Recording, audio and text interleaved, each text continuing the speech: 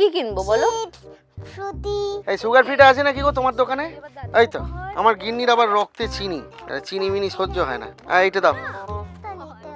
চিপসটা নিতে হবে। ওকে, এই ম্যাগিটা চলবে?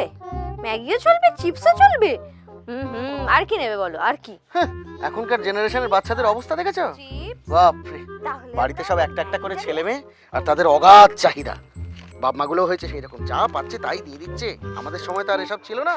তাহলে যে কোনো জিনিস চাইতে চাইতে বাজি ভোর হয়ে যেত, বুঝলে? তাতেও বাবা মা দিত না। এরা এসবের মর্ম কি বুঝবে? অভাব তো দেখেছি আমরা। এই দুটো দাও। একটা ডিম 10 ভাই বোনে ভাগ করে খেতাম। কি বললেন আপনি কথাটা? কি বললুম? আরে ওই যে ডিমের ব্যাপারটা আরেকবার বলুন না। এখানে দাঁড়িয়ে তো বললুম, শোনা গেল না?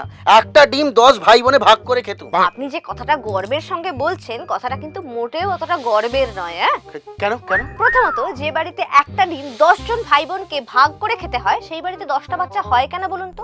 আপনার বাবা মার সংযত হওয়া উচিত ছিল। কি? রেগে যাবেন না জেঠু।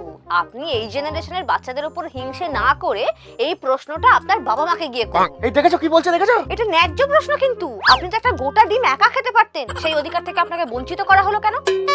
আপনার বাবা মা বেঁচে আছেন? নেই না?